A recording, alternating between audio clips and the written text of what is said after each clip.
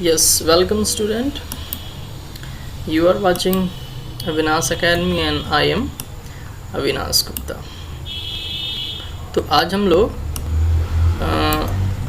Class 9 chapter 1 matter in our surrounding chemistry का आपका ये पहला चैप्टर है, इसे शुरू करेंगे। ओके, चलिए देखते हैं क्या लिखा गया है। फर्स्ट लाइन पढ़िए। क्या लिखा है? As we look at our surrounding, we see a large number of variety of things with different shape, size and textures. हम अपने आसपास देखते हैं जब, तो हमें कई तरह की वस्तुएं दिखाई देती हैं जिनका साइज कुछ अलग अलग होता है, आकार अलग होती है, आकृति अलग होती है ना। सबका टेक्सचर अलग अलग होता है। Everything in this universe is made up of material which scientists have named matter. इस ब्रह्मांड में, इस यूनिवर्स में जो भी चीज़ें बनी हैं, जो भी पदार्थ बने हैं, जो भी मटेरियल बने हैं, वैज्ञानिकों ने उन्हें मैटर का नाम दिया है।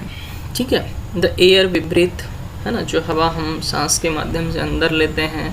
द फूड वी ईट, जो भोजन हम खाते हैं। Stone, clouds, star, plant and animal, even a small drop of water, पानी की एक छोटी सी बूंद भी, और ए पार्टिकल ऑफ सैंड, बालू का एक छोटा सा पार्टिकल भी। Everything is matter. ये सभी क्या है?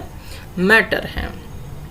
We can also see, we look around that all the thing mentioned above occupy space and have mass. तो अभी जैसे जैसे मैंने ऊपर जिन जिन वस्तुओं का नाम लिया, चाहे वो भोजन हो, पत्थर हो, स्टार हो, एक छोटा सा सैंड का पार्टिकल सी क्यों ना हो, उन सब का अपना एक मास होता है और वे सभी स्पेस ऑक्यूपाई करते हैं, जगह घेरते हैं। ठीक है। तो यहाँ पे लिखा है, in other word they have both mass and volume. उनका मास भी होता है और वॉल्यूम भी होता है। मास क्या होता है, वॉल्यूम क्या होता है, देखिए यहाँ पे स्टार और डबल स्टार बनाया गया है, आगे इसको बताया जाएगा। ओके, चलिए आगे देखते हैं। आगे क्या लिखा है? Since early times human beings have been trying to understand their surrounding. पहले मनुष्य जो है अपने पर्यावरण को समझने की कोशिश कर रहे थे। Early Indian philosopher classified matter into the form of 5 basic element, the panch tattva, air, earth, fire, sky and water, है ना। इंडियन फिलोसफर क्या होता है बच्चों? फिलोसफर को दार्शनिक शास्त्र कहते हैं, है ना। फिलोसफर वो होते हैं जो निरंतर कुछ ना कुछ कंटिन्यूअसली सोचते रहते हैं और की चाह में रहते हैं। ठीक है। वो कभी भी किसी भी स्टेटमेंट को अंत नहीं समझते हैं और वो लगातार उसके आगे क्या होगा वो सोचने की प्रयास करते हैं। तो शुरुआत में भारतीय फिलोसफर जो थे वो उनका ये मानना था कि जितने भी पदार्थ इस ब्रह्मांड में हैं, जितने भी मैटर इस यूनिवर्स में हैं, वो 5 बेसिक एलिमेंट से मिलकर के बना हुआ है। कौन कौन सा? Air, earth, fire, sky and water. ठीक है। According to them everything living और non living was made up of these 5 basic element. ठीक है। और उनके अनुसार चाहे वो जीवित वस्तु हो या निर्जीव वस्तु हो, सभी जो है इन्हीं 5 तत्वों से मिल करके बना हुआ है। ठीक है। ये किसके अनुसार? इंडियन फिलोसफर के अनुसार। ठीक है। Ancient Greek philosopher had arrived at similar classification of matter. ठीक है। और ग्रीक फिलोसफर का भी कुछ लगभग यही मानना था। ठीक है ना। अब एक मैं यहाँ पे थोड़ा सा अपना लॉजिक ऐड कर देता हूँ ना। According to Hindu mythology, Hindu धर्म के अनुसार, बच्चों थोड़ा ध्यान से सुनिएगा, हमारा जो शरीर है वो पंच तत्व से मिलकर के बना है और इसी पंच तत्व में विलीन हो जाएगा। किसके अनुसार? According to Hindu mythology. थोड़ा सा मैं संस्कृत इतना अच्छा नहीं है लेकिन फिर भी मैंने इसे अंडरस्टैंडेबल बना दिया है ताकि वो आपको समझ में आ जाए। यहाँ पे देखिए पंच तत्व में क्या क्या है, air, earth, fire, sky and water. अब हिंदी, हमारा जो शरीर जो है वो अभी हमने कहा कि पंच तत्व से मिलकर के बना है, और संस्कृत हमारा बेटर नहीं है, लेकिन इसे ध्यान से सुनिएगा, इंटरेस्टिंग भी लगेगा।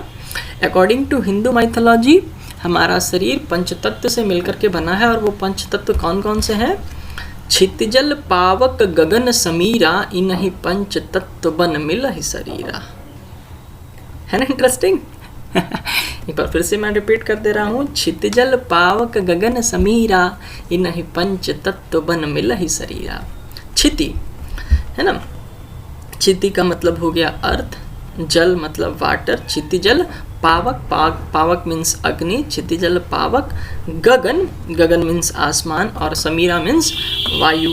ठीक है ना, तो ये संस्कृत से ही लिया गया है, तो ये संस्कृत को भी यहाँ पे इंग्लिश में ट्रांसलेट करके लिखा गया है कि क्षितिजल पावक गगन समीरा, नहीं पंच तत्व बन मिलहि शरीरा। और हिंदी माइथोलॉजी में भी देखिए, ये मेरा अपना लॉजिक है इसमें, ठीक है ना।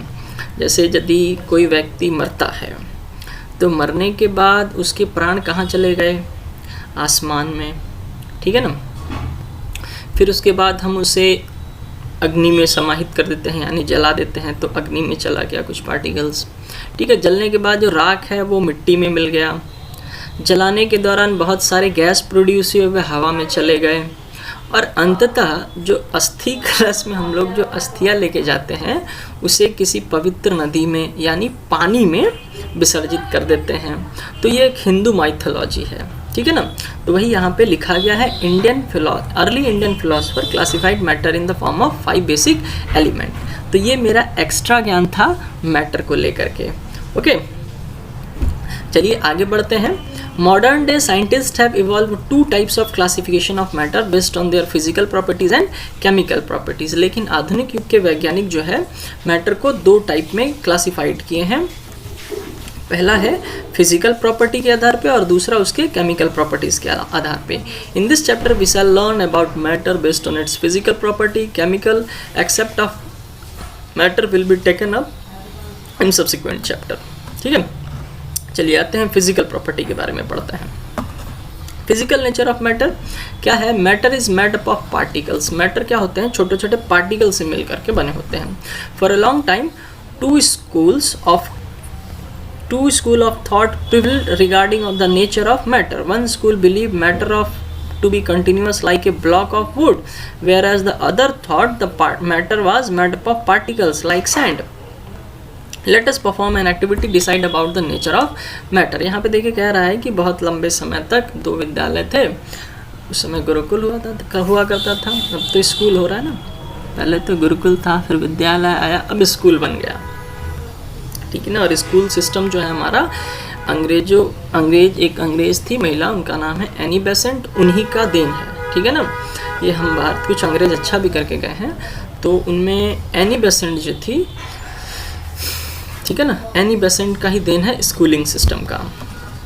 तो एक विद्यालय का मानना था कि भाई लकड़ी का जैसे ब्लॉक बनता है उससे हमारा मैटर बना हुआ है, और दूसरे विद्यालय का मानना ये था, दूसरे विद्यालय कह सकते हैं, संस्था कह सकते हैं, इंस्टीट्यूट कह सकते हैं, उनका मानना था क्या कि पार्टिकल्स जो हैं जिस तरह से सैंड के पार्टिकल हैं उससे मिल करके बने हैं। चलिए आइए एक्टिविटी करके देखते हैं।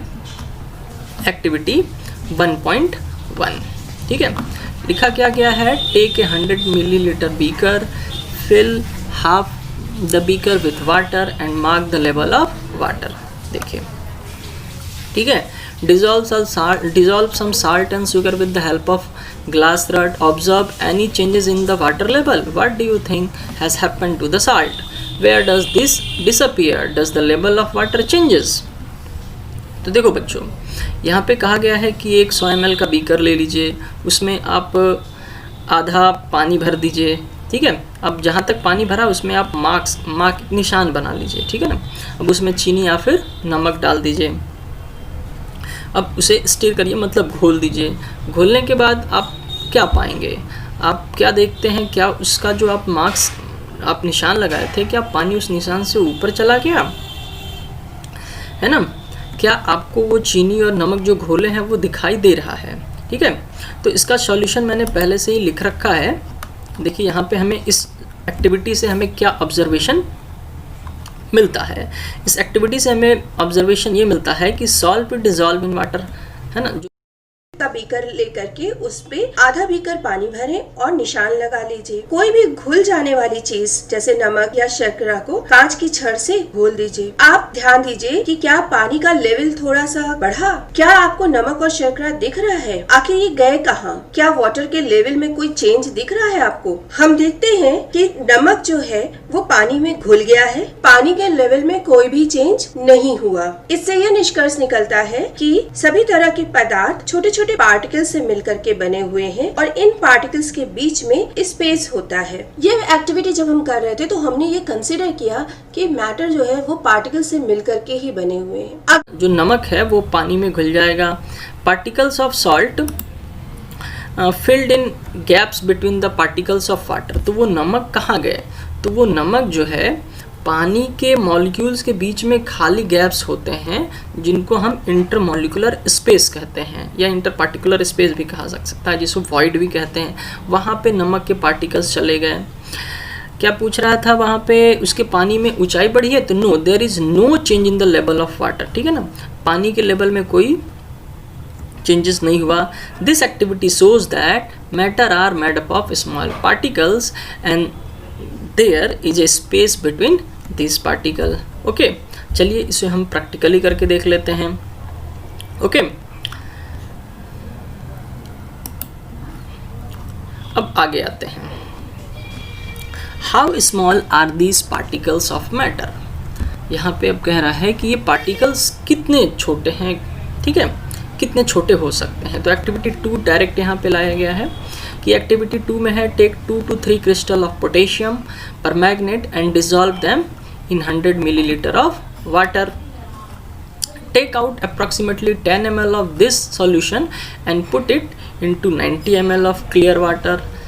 Again take out 10 ml of this solution and put it into another 90 ml of clear water. Keep diluting the solution like this 5 to 6 times, है ना, 5 to 8 times लिखा है। Is the water still colored? तो देखिए यहाँ भी ये जो फिगर है इसमें आपको पहले फर्स्ट वाले क्लास में पोटेशियम परमैंगनेट डालना है, ठीक है। पहले वाटर ले लेना, फिर पोटेशियम परमैंगनेट जैसे ही डालेंगे तो वो कलर्ड हो जाएगा। अब इसमें से 10 ml लेकर के इसमें डालना है, फिर इसका 10 ml लेकर के इसमें डालना है, फिर इसका 10 ml लेकर के इसमें डालना है। तो आप क्या ऑब्जर्व करेंगे, चलिए देखते हैं क्या ऑब्जर्व करेंगे।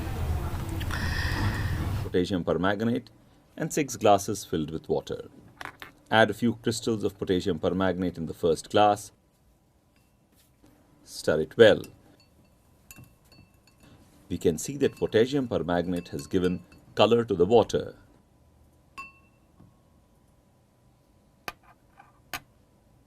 Now put 40 milliliters of this colored water and put it in the second glass.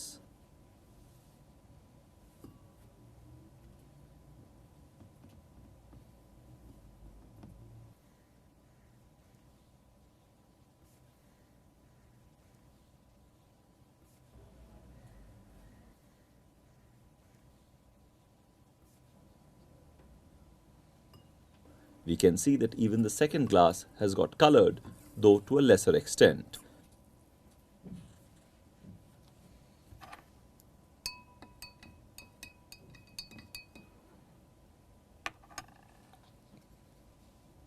Similarly, continue adding equal volume of water from the preceding glass to the next one.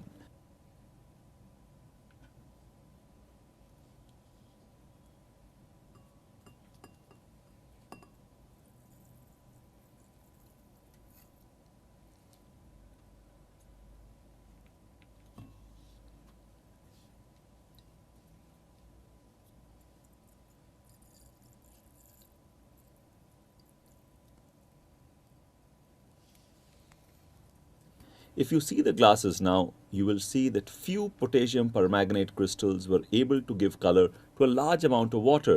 This is because potassium permanganate breaks down to individual particles when dissolved in water, and the fact that these इसे भी मैंने पहले ही से यहाँ पे लिख रखा है। एक्टिविटी 2, ठीक है ना। Yes, water is still coloured. Water जो है उसमें अभी भी हमें रंग दिखाई देगा, लेकिन हल्का दिखाई देगा। कैसा रंग दिखाई देगा? हल्का रंग दिखाई देगा। This happen because matter is made up of very small particles which are spread in the water. Okay, ये इसलिए दिखाई दे रहा है क्योंकि मैटर जो है वो बहुत ही छोटे होते हैं। ठीक है, अब इसे हम एक एक्टिविटी के भी थ्रू देख सकते हैं। This experiment shows that just few crystal of potassium permanganate can colour large volume of water, है ना। छोटा सा एक क्रिस्टल पोटेशियम परमैंगनेट का दाना जो है वो बड़े 100,000 लीटर, अबाउट 1000 लीटर लिखा है, उस पानी का रंग बदल सकता है। So we conclude that there must be millions of tiny particles in just one crystal of potassium permanganate which keep on dividing themselves into smaller and smaller particles, छोटे से छोटे particles में divide कर सकता है। The same activity can be done using 2 ml of Dettol instant of potassium permanganate। अब जैसे जिन बच्चों के पास Dettol नहीं होगा घर पर या लैब में, तो आप उसके पोटेशियम परमैंगनेट की जगह पे आप डिटॉल का इस्तेमाल करेंगे। ठीक है, and the smell can be detected even the repeated dilution. यानी पोटेशियम परमैंगनेट की जगह पे इस फिगर में आपको डिटॉल डाल देना है, फिर इसका 10 ml लेके इसमें डालना है, फिर इसमें डालना है, फिर इसमें डालना है। अब देखेंगे कि हल्का सफ़ेद पार्टिकल्स जो है वहाँ पे आपको दिखाई देगा। सफ़ेद पानी का जो कलर है वो हल्का डिस्कलर्ड रहेगा ही रहेगा, और उसे आप स्मेल के थ्रू भी आप डिटेक्ट कर सकते हैं। चलिए इसे हम एक्टिविटी के थ्रू देख लेते हैं। ओके, आगे आते हैं। आगे क्या लिखा है? Characteristics of A particles of matter. अब पार्टिकल्स, जो मैटर का पार्टिकल्स होता है उसका क्या क्या कैरेक्टरिस्टिक्स होता है। पहला कैरेक्टरिस्टिक्स लिखा गया है, particles of matter have space between them. Matter के पार्टिकल्स के बीच में क्या होता है?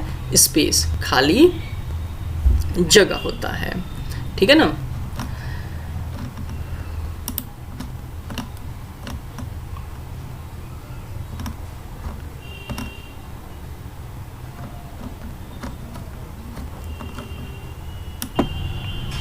ओके, तो इससे हम particles of metal have space between them. In activity 1.1 and activity 1.2 we have see that the sugar, salt and Dettol or potassium permanganate got evenly distributed in water।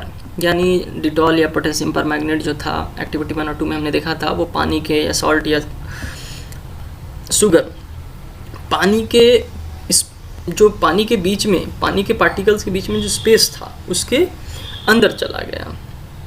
ठीक है, तो इससे ये प्रूफ होता है कि particles of matter have space between them. When we make coffee और lemonade, नींबू पानी जो कहते हैं, particles of one type of matter get into the space between the particle of other. एक जैसे नींबू का पार्टिकल वो पानी के जो खाली स्थान है वहाँ पे चला जाएगा। This show that there is enough space between particles of matter. इससे ये प्रूव होता है कि मैटर के पार्टिकल्स के बीच में बहुत ज़्यादा खाली जगह होता है, जिसे हम क्या कहते हैं? वॉइड कहते हैं। ठीक है, अब आगे आते हैं। अगला क्या पॉइंट लिखा गया है? Particles of matter are continuously moving, है ना। मेटल के पार्टिकल्स जो हैं वो कंटिन्यूसली मूव करते हैं। इसे हम एक्टिविटी 1.3 से समझते हैं। Put an unlit incense stick in a corner of your class. How close do you have to go near it so as to get it smell? Now light the incense stick. What happened? Do you get the smell sitting at a distance? Record your observation. यहाँ ये कह रहा है कि आप अपने घर के कोने में अगरबत्ती जला दीजिए, ठीक है ना, और दूर कहीं चले जाइए, और जलाने के बाद आप क्या स्मेल करिए कि क्या वो स्मेल आ रहा है? तो यस, है ना, आएगा ही, जाहिर सी बात है, यस स्मेल आएगा। तो one has to go very close to get a smell. Take an unlighted incense stick. If you want to smell it, you need to move close to it. Now light it and place in corner of your class. You can find the difference. You can smell the incense even from distance. Of unlit incense stick, मतलब सूंघने के बाद जब जला हुआ नहीं था तब, ठीक है। After lighting the incense stick smoke started to coming out of it, उससे जलाएंगे तो धुआं निकलेगा, ठीक है। Yes, now we can get smell of incense stick at a distance, दूरी से भी हमें उसकी सुगंध आ जाएगी। This shows that matter consists of small particles which are moving continuously. This means the particles of matter possesses kinetic energy, है ना। कोने में लगाए थे आप और वहाँ से उसकी सेंट जो है आपके नाकों तक आई, आप स्मेल के, इसका मतलब पार्टिकल मूव कर रहा था तभी तो वहाँ से यहाँ तक ट्रेवल करके आया। और अगर पार्टिकल मूव कर रहा है that means it possess kinetic energy, उसमें काइनेटिक एनर्जी है तभी तो वो एक स्थान से दूसरे स्थान तक आया। इसे हम इस एक्टिविटी को करके भी देख सकते हैं, ओके। चलिए आइए move to next activity. Next activity है एक्टिविटी 1.4। 1.4 में क्या लिखा है, take 2 glasses beaker filled with water, 2 glass ले लीजिए या बीकर ले लीजिए और दोनों में पानी डाल दीजिए। Put a drop of blue और red ink slowly and carefully along the side of the first beaker and honey in the same way in the second beaker. कह रहा है कि एक बीकर में आप लाल या नीला रंग डाल दीजिए धीरे से और दूसरे बीकर में हनी डालिए, मधु। Leave them undisturb in your house और in corner of the class. अगर आप क्लास में कर रहे हैं तो क्लास के कॉर्नर में उस दोनों ग्लास को या बीकर को रख दीजिए और घर पे कर रहे हैं तो उन दोनों ग्लास बीकर को घर पे रख दीजिए। What do you observe immediately after adding it ink drop. अब क्या ऑब्जर्व करेंगे, what do you observe immediately after adding a drop of honey. अब इंक ड्रॉप करते हैं तब क्या देखेंगे और हनी ड्रॉप करते हैं तब क्या देखेंगे। हाउ मैनी आवर्स और days does it take for colour of ink to spread evenly throughout the water. कितना दिन या कितने घंटे लगेंगे उस पानी के रंग को बदलने में या एक जैसा होने में। चलिए देखते हैं क्या कंक्लूजन निकलता है। Take 2 different beakers filled with water. Add a drop of blue or red ink along the sides of the first beaker. Add a drop of honey the second beaker. Leave them undisturbed. Now you can observe the difference between the 2 beakers after adding ink and honey. In the first beaker, which is added with ink, is evenly distributed in less time compared to honey. Take a crystal of copper sulfate or potassium permanganate and put into a glass of hot water. Take another crystal and put into cold water. Do not stir the solution. Let the crystals settle at the bottom. Now can you observe any change in crystal in the glass? Yes, the rate of mixing of crystal into water is differing from one glass to another. Here, the particles of matter are moving continuously, which is called as kinetic energy. As temperature increases, particles move faster, so mixing of crystal is faster in warm water. Mixing of crystals is slow in cold water. Intermixing of 2 different particles of matter on their own is called as diffusion. Don't you think that why mixing is faster in warm water? Because the particles attract with each other. The particles are held together with maximum force. Now let us learn why it happens. Conclusion ये निकलेगा कि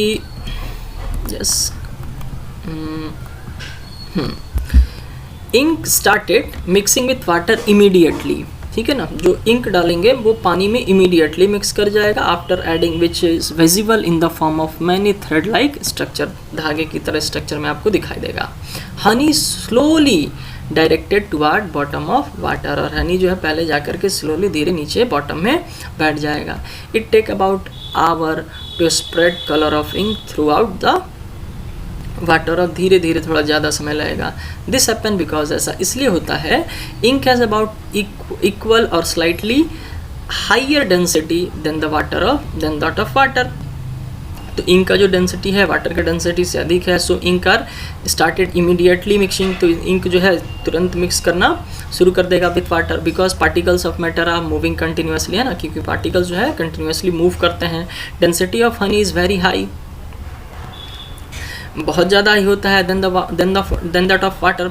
सो honey started to direct toward bottom, तो उसी वजह से वो नीचे बैठ जाता है। Because of particles of matter are continuously moving, thus after some times particles of ink and water get mix with each other.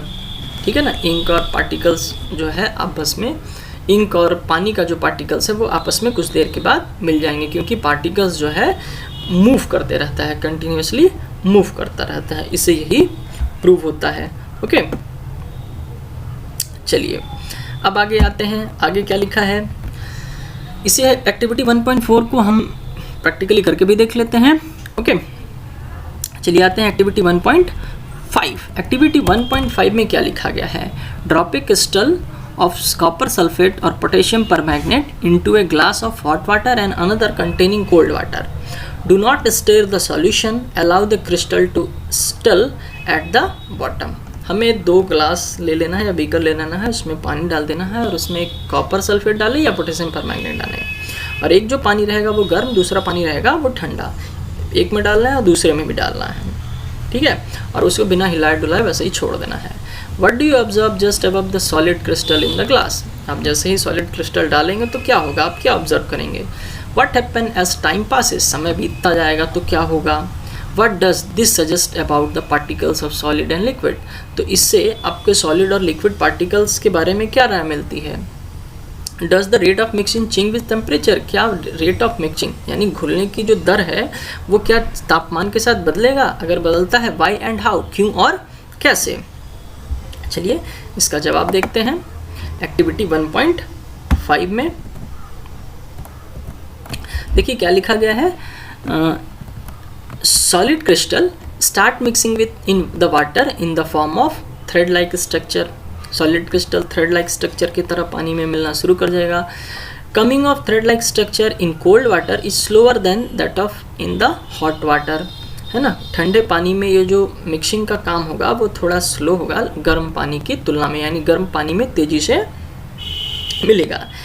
As time passes, जैसे जैसे समय बीतेगा, crystal getting dissolve in water both hot and cold, crystal जो है दोनों में, गर्म पानी में और ठंडे पानी में घुल जाएगा। But it take more time to get crystal dissolve in cold water than that of hot water. गर्म पानी की तुलना में ठंडे पानी में ज़्यादा समय लगेगा घुलने में और गर्म पानी में जल्दी घुल जाएगा। This suggest that matter are made up of tiny particles and this particles are in motion continuously. और इससे भी यही प्रूव होता है कि मैटर जो होते हैं जो छोटे पार्टिकल से मिलकर के बने होते हैं और वो कंटिन्यूसली मूव करते हैं। Rate of mixing increases with increase in temperature. ठीक है ना, वहाँ पे सवाल भी था कि रेट ऑफ इंक्रीज बढ़ेगा क्या? यस, टेम्परेचर बढ़ाएंगे तो रेट ऑफ मिक्सिंग का जो रेट है, घुलने की जो दर है वो बढ़ जाएगी। This is because the heat particles of matter get more kinetic energy and they start moving faster. ऐसा इसलिए होता है क्योंकि अगर आप हीट देंगे तो उसका काइनेटिक एनर्जी बढ़ जाएगा, और काइनेटिक एनर्जी बढ़ जाएगा जिससे पार्टिकल तेज़ी से मूव करेगा और वो जल्दी से वाटर में डिज़ोल्व हो जाएगा।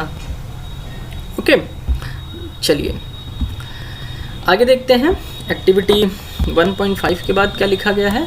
From the all the 3 activities 1.3, 1.4 and 1.5 we can conclude the following. हम इन चीज़ों निष्कर्ष पर पहुंचते हैं। क्या क्या निष्कर्ष पर पहुंचते हैं? Particles of matter are continuously moving, particle matter के जो पार्टिकल्स हैं वो कंटिन्यूसली मूव करते हैं। That is they possess what we call the kinetic energy, यानी वो काइनेटिक एनर्जी पोजेस करते हैं। As the temperature rises, temperature बढ़ता है, पार्टिकल्स मूव फास्टर, पार्टिकल्स तेजी से मूव करने लगते हैं। So we can say that with increase in temperature the kinetic energy of particle also increases, यानी अगर टेम्परेचर बढ़ेगा तो पार्टिकल्स का काइनेटिक एनर्जी भी इंक्रीज होगा। In the above 3 activities we observe that particles of matter intermix on their own with each other। इस तीनों activities से हम कंक्लूजन ये निकालते हैं कि पार्टिकल्स जो है स्वयं, है ना, इंटरमिक्स हो जाते हैं, आपस में घुल जाते हैं, उन्हें किसी दूसरे की आवश्यकता नहीं होती है। दे डू, हाँ, रेट ज़्यादा या कम हो सकता है। They do so by getting into the space between the particles. This intermixing of particles of 2 different types of matter on their own is called diffusion। और 2 अलग अलग पार्टिकल्स का इस तरह से मिलना, आपस में घुल, इंटरमिक्सिंग को हम लोग डिफ्यूज़न कहते हैं। We also absorb the heating, diffusion become faster, यानी जैसे जैसे हम गर्म करेंगे डिफ्यूज़न का रेट बढ़ जाएगा, इंटरमिक्सिंग का रेट बढ़ जाएगा, है ना। वाई डज दिस हैपन, ऐसा क्यों हो रहा है? Because kinetic energy increases. Okay बच्चों, आई होप कि आपको ये सारे एक्टिविटी 1.1, 1.2 है ना, 1.2, 3, 4, 5 ये सारी समझ में आई होगी, ठीक है ना। Thank you for watching. अगर आपको समझ में आया हो मेरा वीडियो, है ना, मेरे टॉपिक्स लाइन बाय लाइन मैंने एनसीईआरटी पढ़ाया, समझ में आया हो तो आप मेरे चैनल को सब्सक्राइब करिए, लाइक करिए, जितना से ज़्यादा हो शेयर करिए। Thank you for watching, have a nice day.